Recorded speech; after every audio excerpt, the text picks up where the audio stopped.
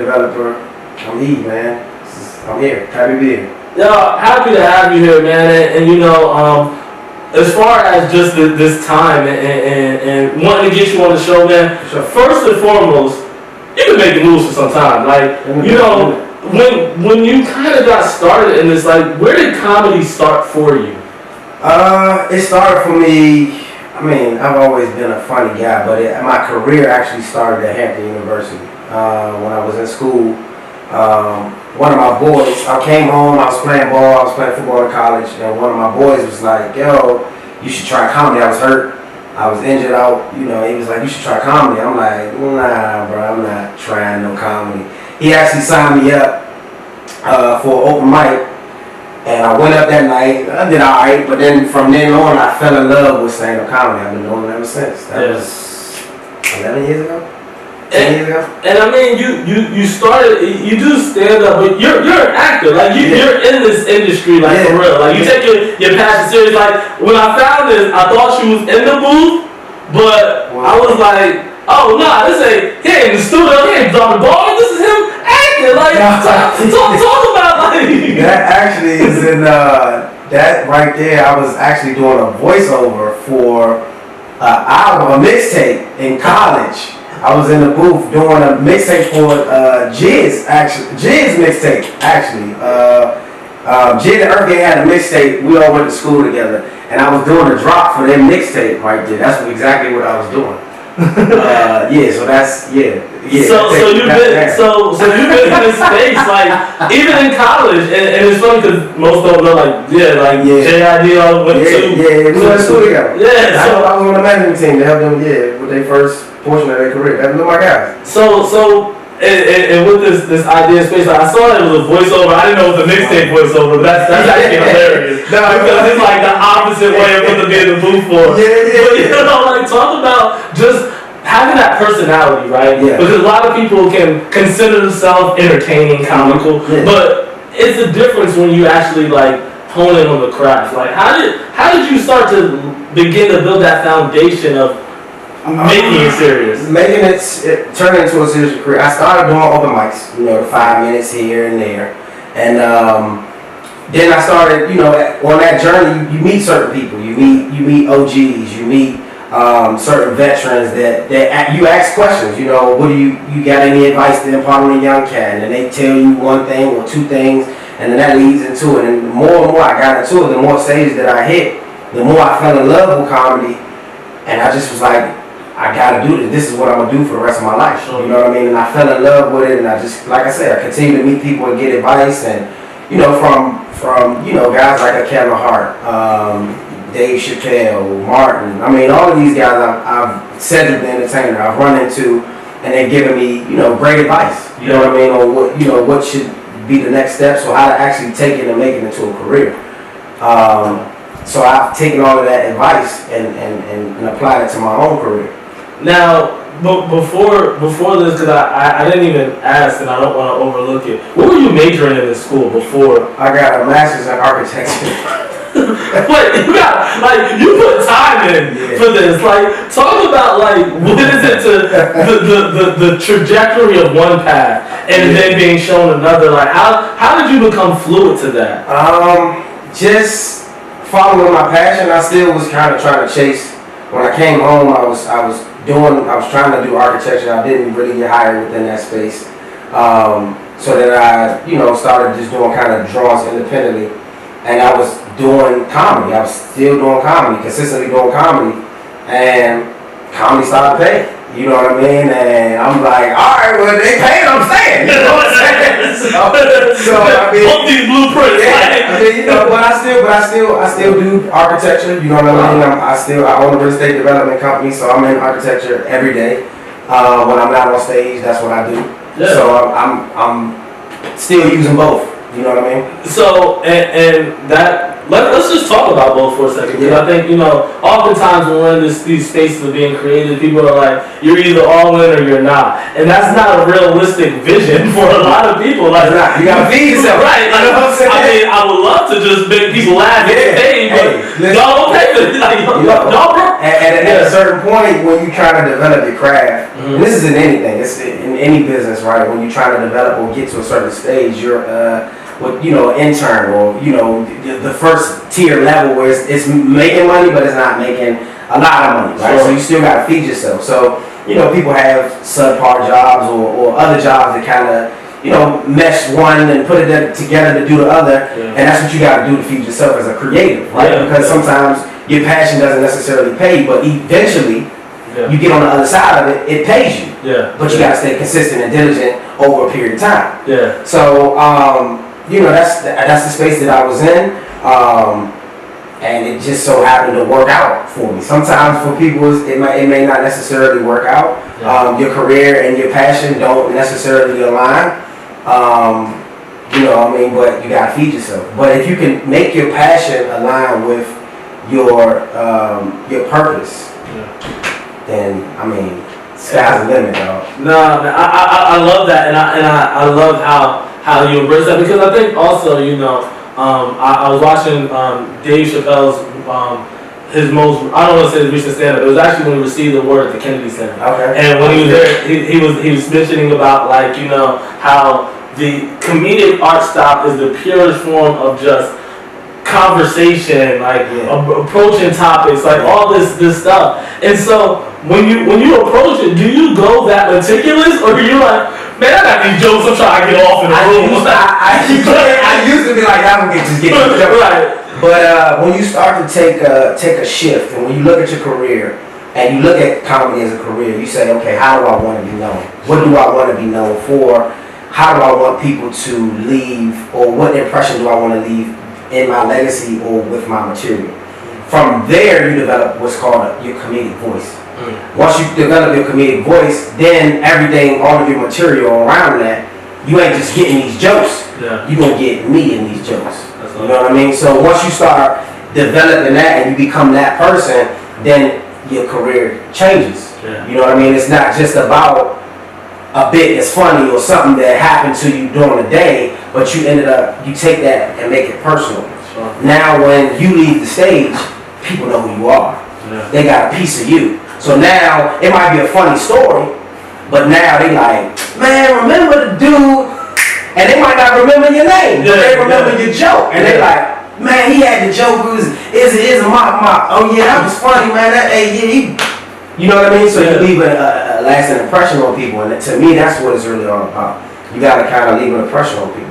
Yo, I love that, and you said, and you did kind of low key say something, I was like, yeah, this Dave Chappelle, I was in the room, I was there, that little joy, I was there, but the Mark Twain Awards, talk about being in a space like that, seeing a comedian take on such a situation, what was your mindset in that moment, just being in the room? That whole night was a blur. No, I'm just playing. I was wasted. No. They had drinks in the room. No, man. So Dave is one of my mentors. We've had several different conversations, and to be there at that night at the Mark Twain Awards, to see him receive an award, which is the highest standing award that you can receive for a stand-up comic, was just amazing. Having come from the same city, having come from the same, trenches, been talked to by the same mentor. His mentor was Tony Woods. Tony Woods is a good friend of mine. And just to see that it could be done if you come from here. And to make it to the ultimate stage is the most, I guess, fulfilling thing to do and to be there and to actually see the Mark Twain Awards. I was there. I got a picture of Mark Twain on my phone. I got a picture of me and Dave backstage, me congratulating him, and just being able to share that moment, because not only did he receive it, I felt like the city received that too. You know what I mean? And he was just that night, man, it was just amazing, because you saw how many people really messed with Dave. That room was so star-studded, brother.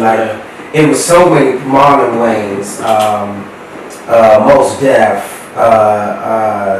Common. The list is crazy. Let's be honest. Any award show that's happening, Common is in the room. Common's relationship. People don't understand. Common and Dave's relationship is funny. Them dudes are almost like best friends. Oh, really? Yes. Oh, okay. Common don't miss nothing of Dave, and Dave don't miss nothing of Common. Them dudes is best friends, low key. And so let me ask, like, how did you start to align yourself? Like, now that your friend threw you on the stage, essentially. Yeah. And then, like, things started to align. You meet the 7 entertainers, you meet some Dave Chappelle's, like, what was your motion like in terms of getting out there? Like, were you every comedy show I need to be at? Or was it a strategy? Like, how did you go about really building your foundation? I don't want to say okay. I mean, no, I'm just saying. It's a safe space. It's just us. I don't want to get no college game. Fail. For 3 payments of $19.99. Y'all can get my course. I'm coming on with a course. And I'm just saying. But nah, man, my method or my thought process and strategy was to be at every show. If it's whether it will be local, whether it will be national, be at every show. And then if I was at that show, if I knew somebody that could potentially get me backstage or whatever, I would try to get backstage, and not just, it wasn't even for the photos, it was to get the information. You know what I mean? Because damn, a photo, that's cool. That's to, culminate the moment or symbolize that this happened. Tell other people. To let other people know. No, I really saw Dave. But if I'm in a picture with you, I've gotten some knowledge with you from that night.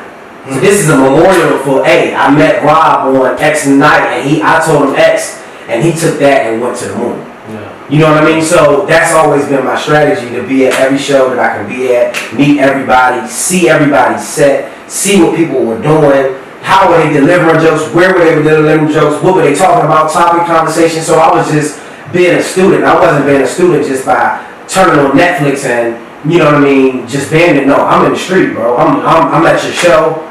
You know what I mean? If you're going to an after party, I'm coming to the after party. If it's my city, I'm making sure that y'all are accommodated or whatever the case may be.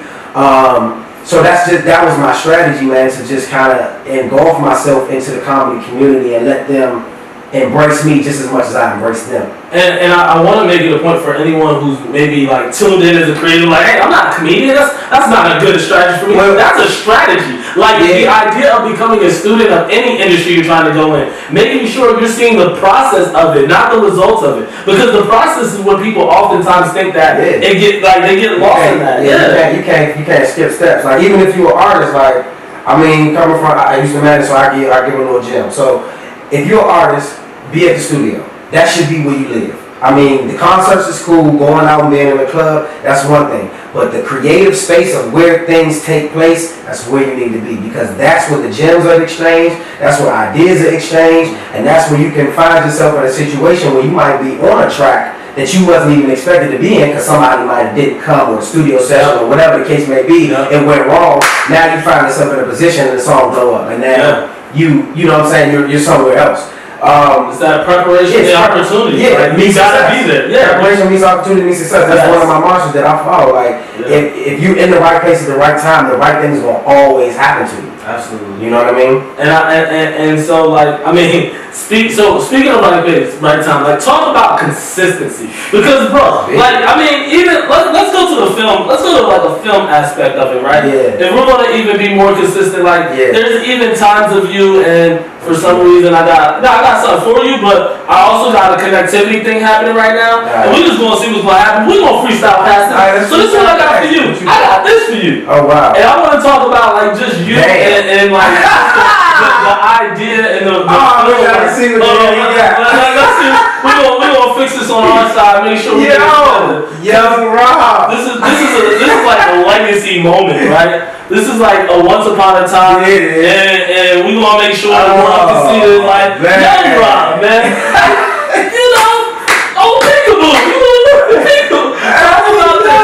That was my first movie. That was my first feature film that I ever did, called Angela the Phoenix. That was in 2012. I just got out of college.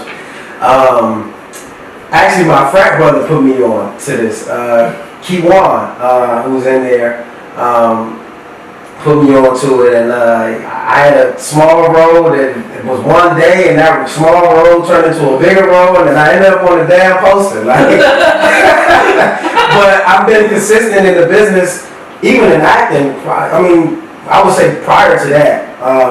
But that was my first movie, and I just actually wrapped 2 movies that are actually dropping in November or December, holiday season. I got 2 Christmas movies coming out. But yeah, I mean, it's just about being consistent and just staying diligent in the craft, man. Just always surrounding yourself by movers and shakers in that industry, because those people will put you onto your next move, and you never know who's doing what or who's planning on this or whatever the case may be. So. And yeah, that's my question for you. How do you know what opportunities to take? Because I'm sure everybody and their mom got a movie. I'm like real with you.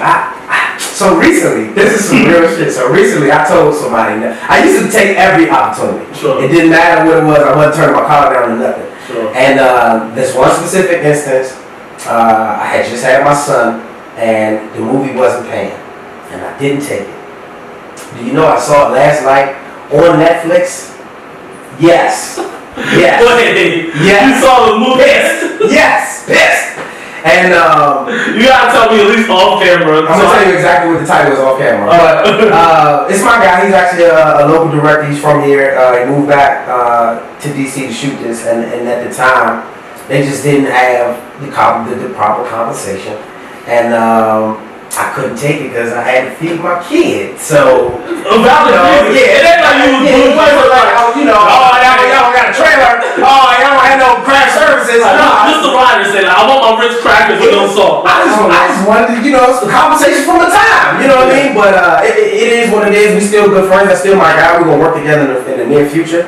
But it just didn't happen. But connect with everybody. That's my whole thing. It don't matter. Like, I'm cool with everybody. It don't even matter if it's not even my industry. I got basketball friends. I don't play no basketball. But you never know when certain opportunities are going to align for certain things that match up where it eventually makes sense. You know what I mean? Dancers, or I got homegirls that's dancers, or homegirls that's singers, or people that build desks. You never know what opportunity, because you might need it. Yeah. And you might be into production, or you might be doing your next movie, but you need some desks for your office. Yeah. Now I put you on with the Connect, they got a desk, and I just walk into the movie by just putting you in a position and so you never know, man. Connect with everybody. No, I think that's a really great attitude to have, especially in just any industry that you are, especially one that your service is kind of based on how you treat people, right? We like people. Like, at the end of the day, like, unless you can connect to people, no matter what you have, it's not going to resonate. Correct. For you, what is this?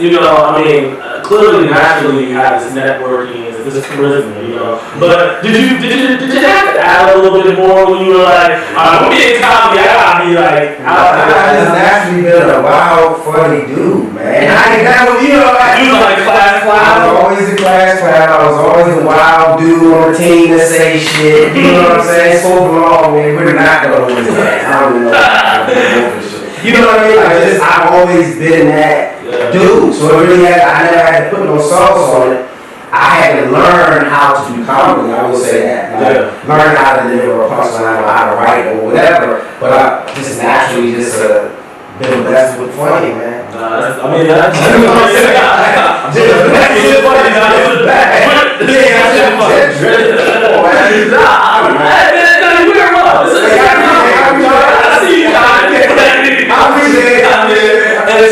so with this and just where you are, what stage has been like as a comedian and knowing the essence of stand up in their stage? Yeah. Has there been a stage that you got on like, this is one that everybody got to go through? This is the one I need to definitely go kill that. Yeah, LA. It's LA. 2014 or 15. And Ray Brown was the host of the comedy tour, and the main stage, I think it's the main room, and they had so in the back they have this dressing room called the Richard Pryor room. Mm-hmm. So it's a bunch of comedians back there. It's Ray Brown showcase. It's a bunch of celebrities in the room. This was like my first time on stage in LA, and Ray at the time was on tour with Cat.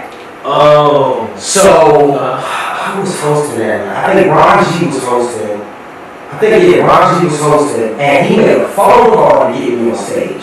So he was putting his neck out for me because we're from the same city. That's my older bro, you know, whatever. And he put his neck out for me, and he was like, "Hey man, have a good show. Don't embarrass me." That's the first thing he said when he got off the phone. I'm like, shit. Well, I can't embarrass you. Right. You know what I mean? That's all you're asking me. So I go and perform. This is actually the night that I met Dave Chappelle. And so I go and I perform. I killed it. I come off. Chris Spencer was sitting in like the third row back. And I come out and I wanted to go get some water or something like that. And he was like, "What's your name?" I was like, "Rob Gordon." He was like, "Where you from?" I'm like, "DC." He's like, "I got a surprise for you later." I'm like, "Alright," you know what I'm saying? Like, I guess. So we sat backstage, had a great show, and this blur comes through with a bunch of security and just, you know, boom. So I'm like, what the fuck? I'm like, turning, like, what the fuck? And he comes back, Chris walks Dave out, and he's like, I got some people that you know, you need to meet. So it was me and a couple of other comics from my city. And he was like, I heard you kill. I was like, yeah. He was like, let's take a picture. You know what I'm saying? So we took a picture. I still got that picture to this day. It was the first picture I ever met. And then we sat and talked for like 3 hours, bro. Wow. We talked, we sat on the steps of the comedy store. We talked for 3 hours. And I asked him, and this was a conversation you get in an exclusive right now. I asked him, I said, "Bro, why you want to come back home?" And he was like, so we talked about different venues and spots that he used to perform in. And he was like, "Man, I never thought about it. You know what I mean? I just never thought about coming back home." Literally a year after that conversation, came back and did 25 shows at the, what was it, the Lincoln? Lincoln? Yeah. That was 25 shows at the Lincoln. In those 25 shows, I come to one of the shows where they take this special. His lady who does the crowd, picks out his crowd, sets up his crowd, picks me and my lady at the time, out of the crowd, puts us in the front row. So if you go look at Dave Chappelle's one of those, when he's wearing I think it's a jumpsuit. I'm sitting in the front row. Really? Yeah. All from this one night. All from this one night. Dave is that type of person, he doesn't forget anything. Anything. Wow. Yeah, so by me just killing that stage led me to a relationship now with him. Because now, then after that, boom, he acknowledges me. Boom, after that, after party, Yeah. friendship, you know, taking my number. So it's just like, seize the moment. I would say to anybody, just seize the moment. You never know which opportunity is going to be the opportunity to the next opportunity. Yeah, that's amazing. First of all, that's a killer, and not embarrassing your friend. Yeah, I couldn't embarrass you. Did you call back and be like, not only did I not embarrass you, I did. So the craziest thing about comedy is the word travels so fast. Really? So by the time I had got off the stage, he had got a phone call and I get a text. Congrats. Thank you for not embarrassing me. It's.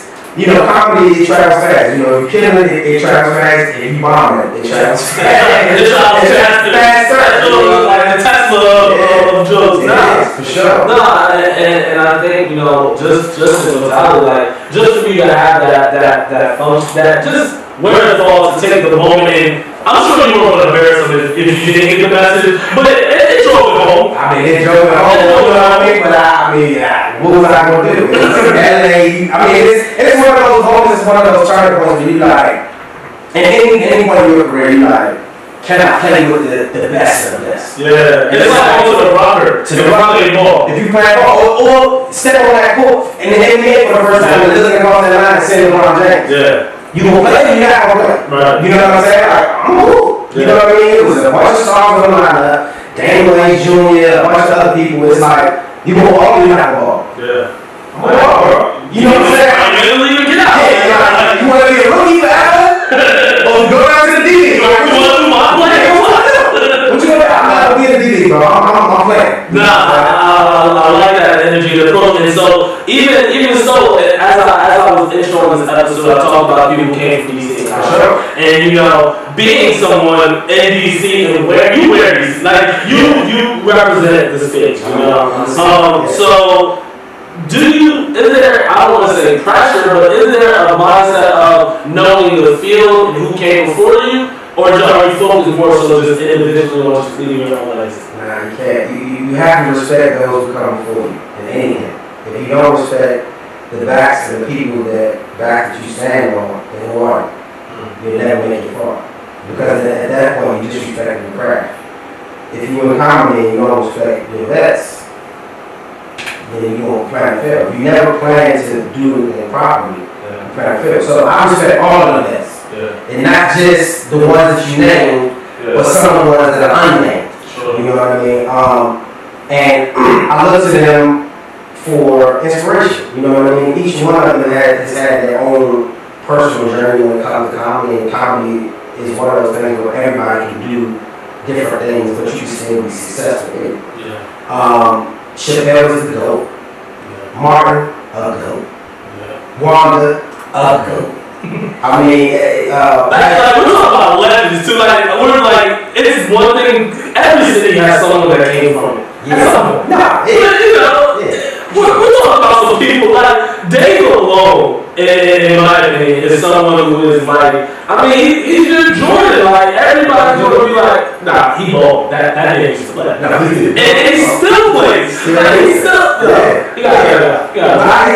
best. But he's sharper now too. He's definitely sharper. I mean, but you know, when it comes to, I guess, looking at those careers and comparing those careers, you gotta look at successes. Successes be clues. I tell everybody, success be clues. So, you know, if you backtrack success farther enough, you're gonna see where it happened for a person.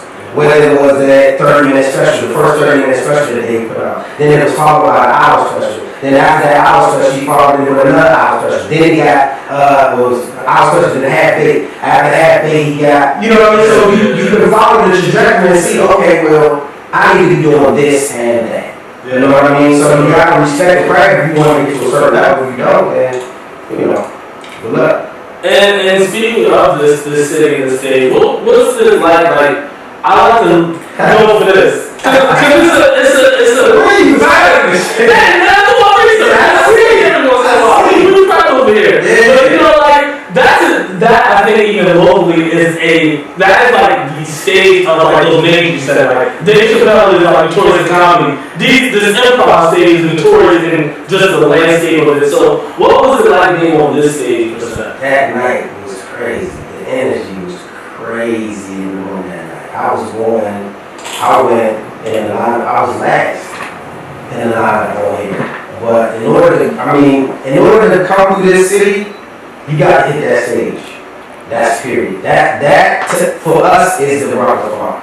Yeah. You know, that's where it maxes out. Like all the best players go there. Yeah. And that was an open mic night, and the lineup was crazy. I mean, everybody on that lineup right now was doing crazy things. Paris was on that lineup, K-Song Wilson, Ronald Boykins, Ashley May. That lineup was that night. The next legends of the city. Wow. Straight up, and I went last. Okay. So that pressure. What's that like? Like the closer. How does it feel to be the closer? Yo, when you closing, I mean, it's a lot of pressure that you got to close out the show. You know what I mean? The pressure is on you. I mean, you cannot have the pressure and close out the show shitty. You know what I'm saying? These people with a bad taste in their mouth, they say, well, everybody was good, but last one was shit. You know what I'm saying? Yeah, I won't know. So, I mean, it's a lot of pressure, man. To be a closer, to be a headliner, that's a lot of pressure. It's pressure. I mean, on any show, no matter if it's in DC, if it's LA, if it's wherever you're in Atlanta, that's a lot of pressure. I mean, you gotta wrap that whole thing up and make the night special. The closer is to make the night memorable and special. That's your goal. It's your job. You know, saying special so much is probably the best way to transition to your actual special. Yeah. And you know, you got this over here. You know, We riding the This car clip. on our way. Mhm. So I look down at the Yeah, gas they station. just playing all those songs. I said, "Let's stop and get some gas." She gonna look me in my face. Yeah. I don't know. Problematic. Out right now, all streaming platforms. Go get it. Yeah, let's talk about this, right? Let's talk about what is problematic. Let's talk about the special. First off, you got a special, bro. I do, bro. Like, as a comedian, as someone, you dropped a special in a pandemic. Yeah. Like, you know, And this is short. like, right, like, what other comedians do? Who did? Well, that's not Chappelle, myself, Paris Sachet, Jerome, Jason Weems, Okay. and Rollo Wickens. We all dropped this year. So, DC people, by the way.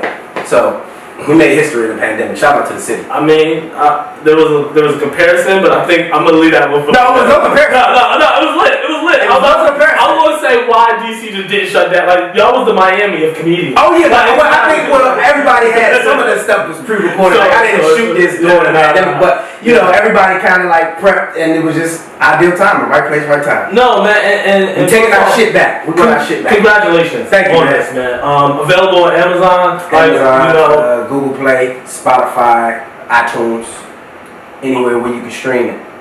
So what made you like feel ready for the special?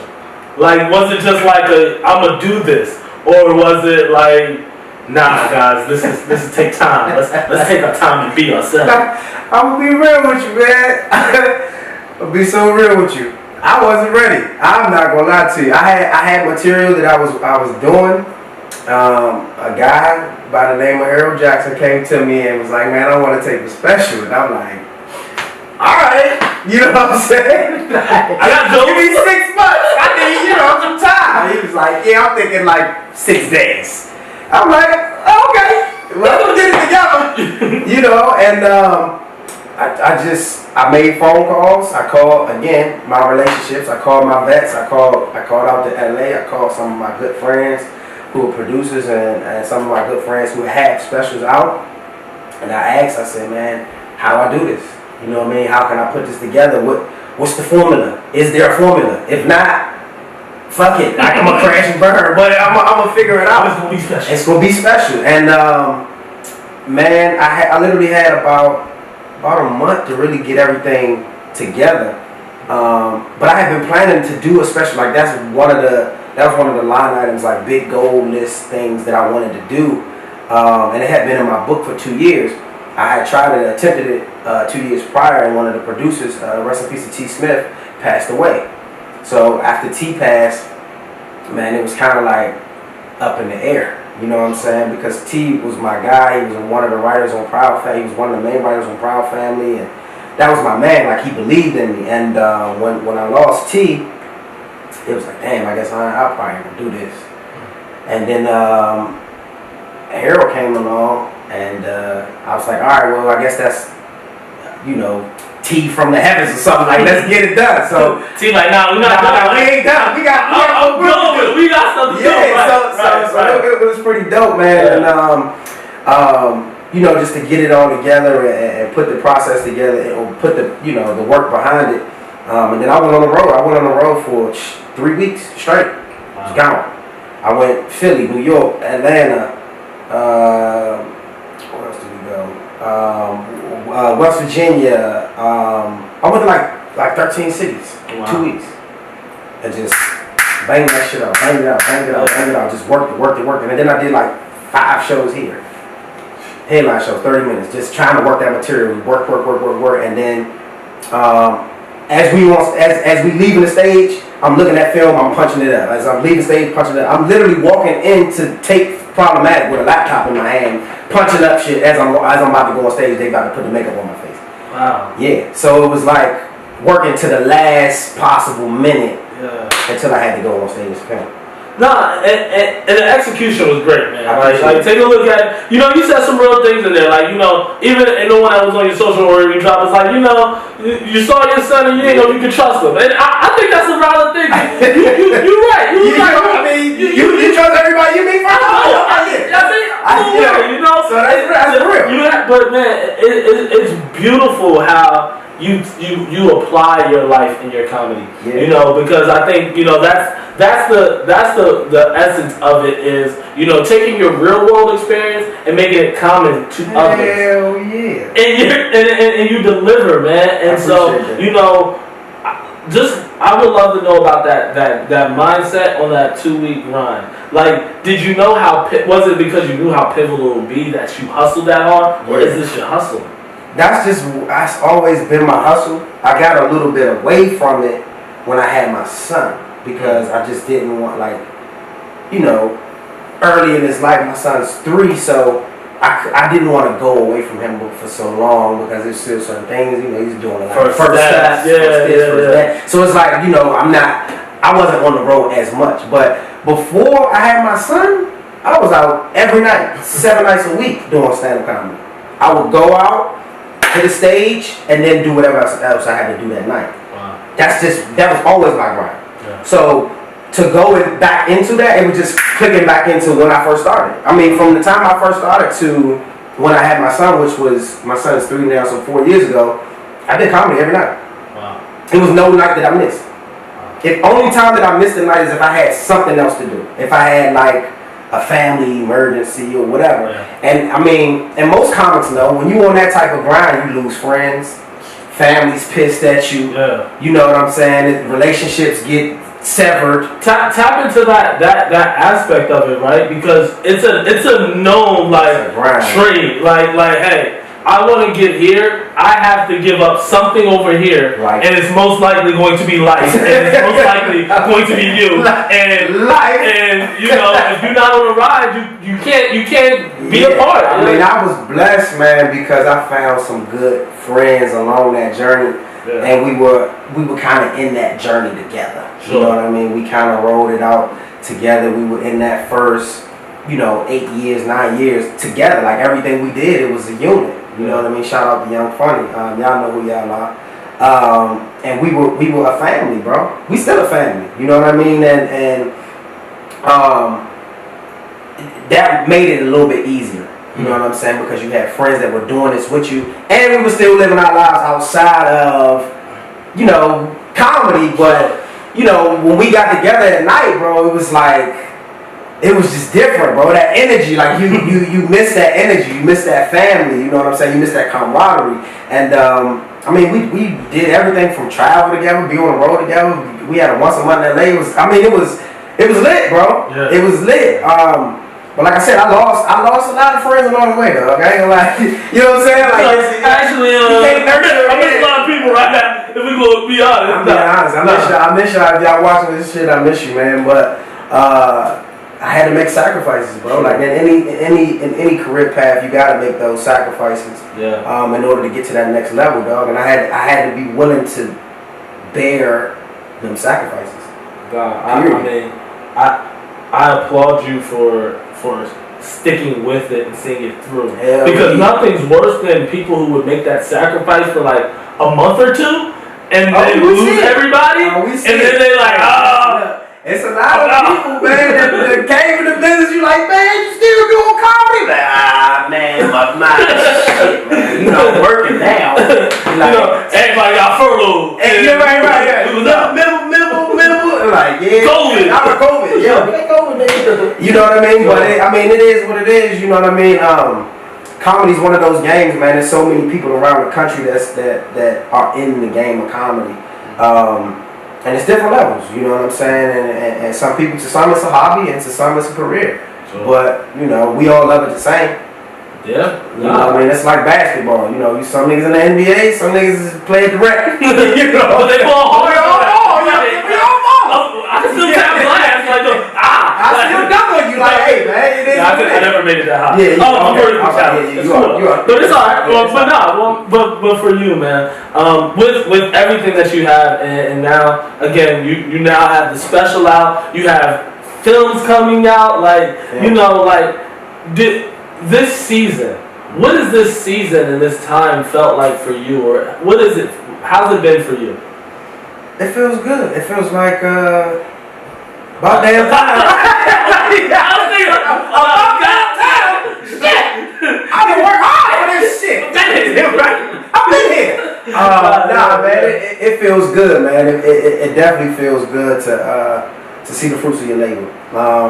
I've done so much shit.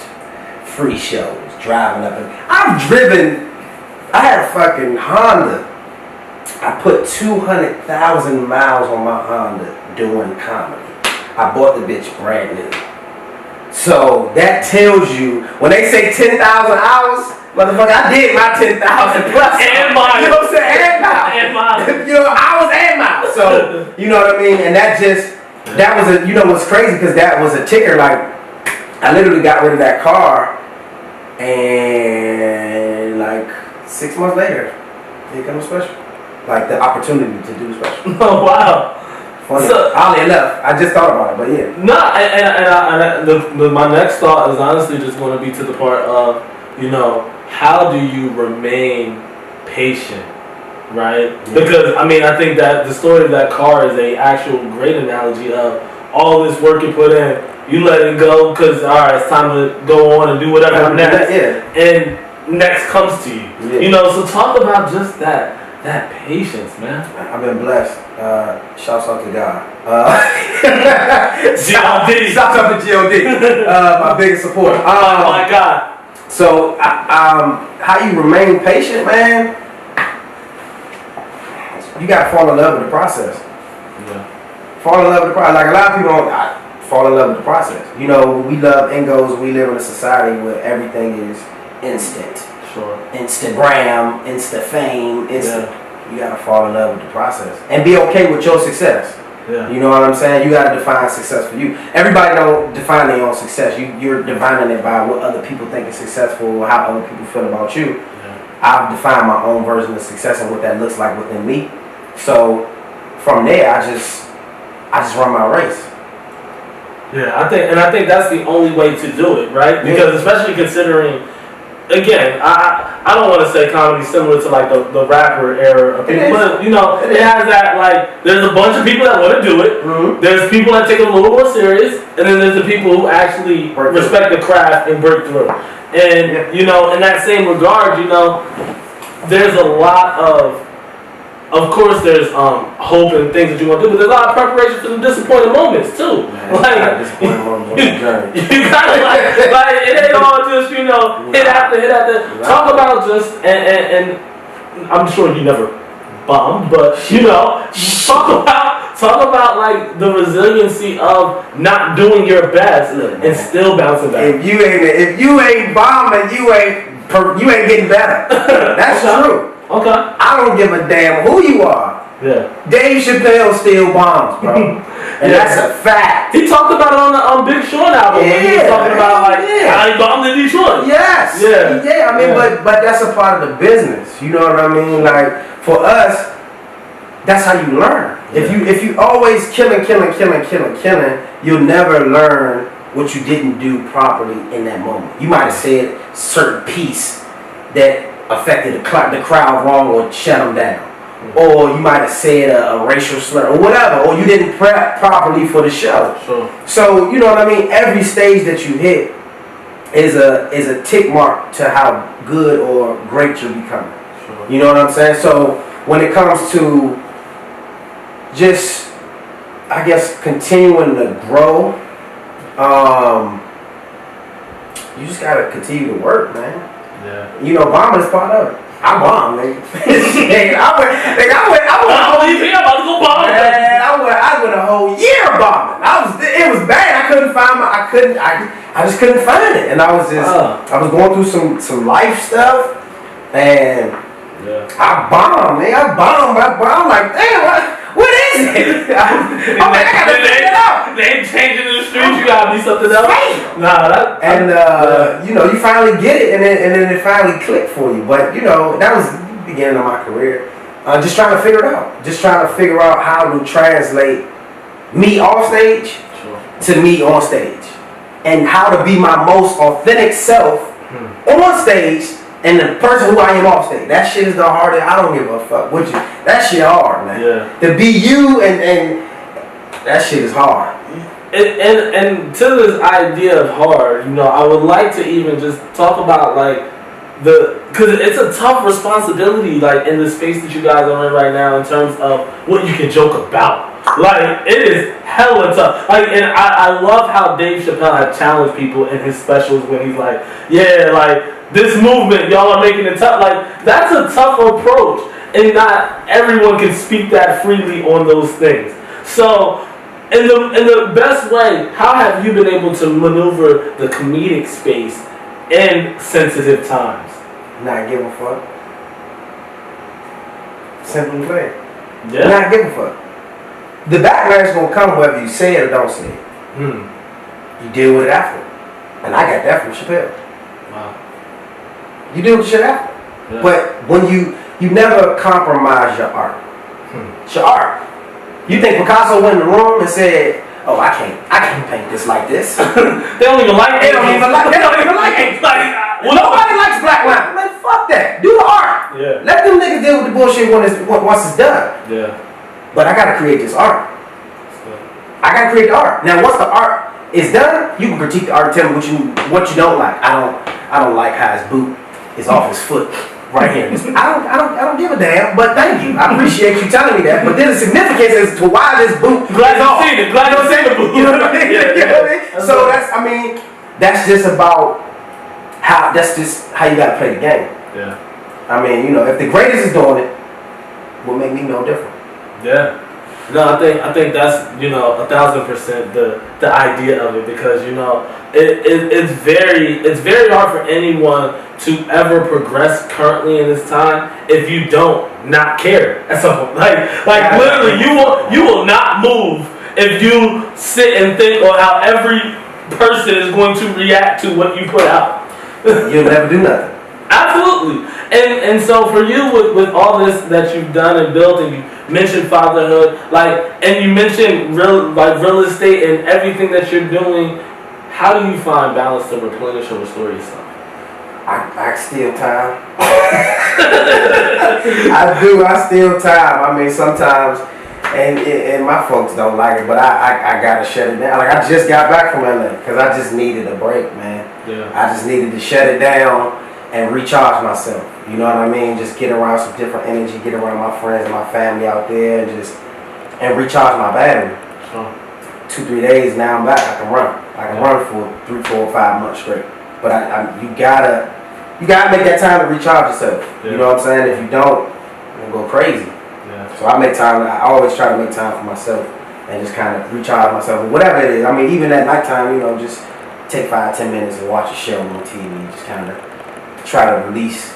You know, that's what I do. Nice. But stage is my therapy, though. I'm gonna be honest with you. Really? As long as I'm on stage, bro, I'm good. I've been struggling through this time though, cause I can't hit the stage. I'm like, nigga.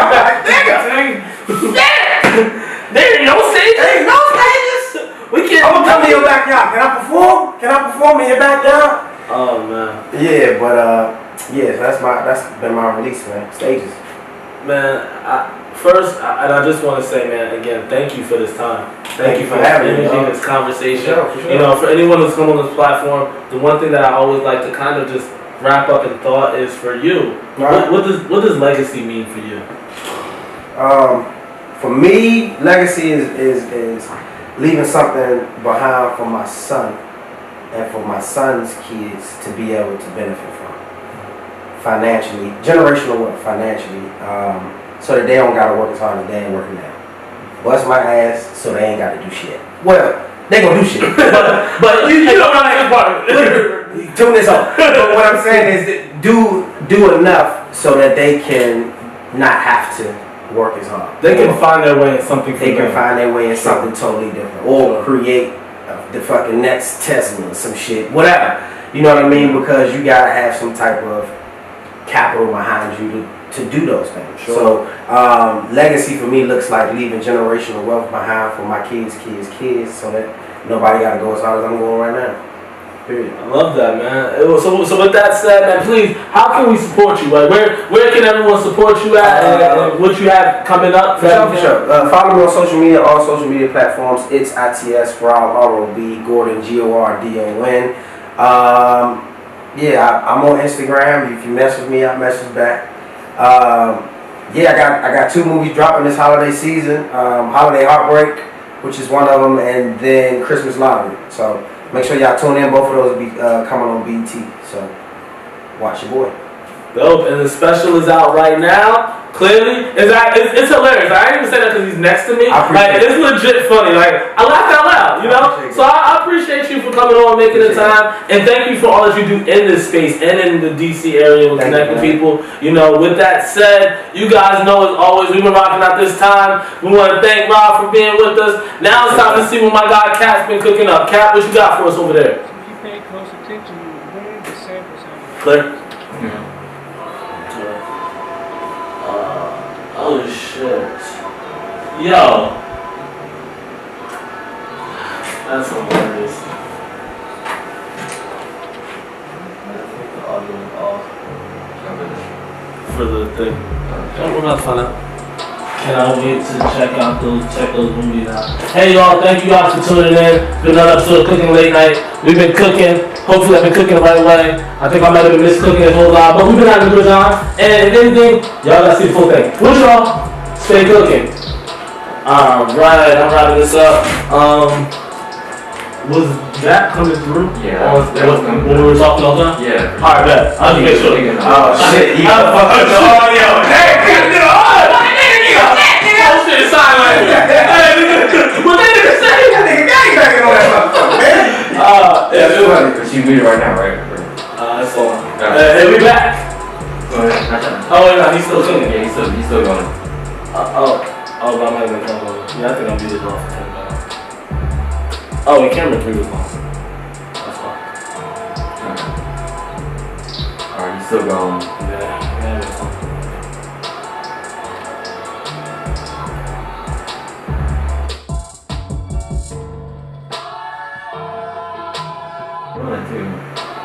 Yeah, DJ.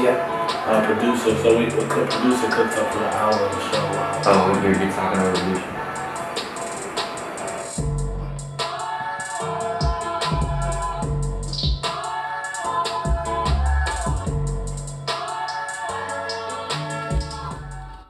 Yeah, thanks for watching. Make sure you follow Cooking It Late Night. Make sure you go check out WeNeedCapital.com and follow me on all social medias. Appreciate you.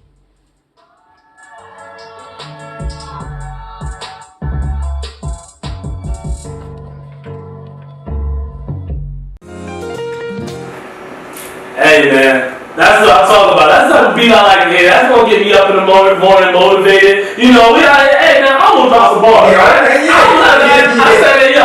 But no, with that said, man, again, thank you to all the creators out there. I hope you guys took everything that I thought from this interview, from this time period, from where we were, from just the hustle, the grind, the motivation, everything that needs to happen.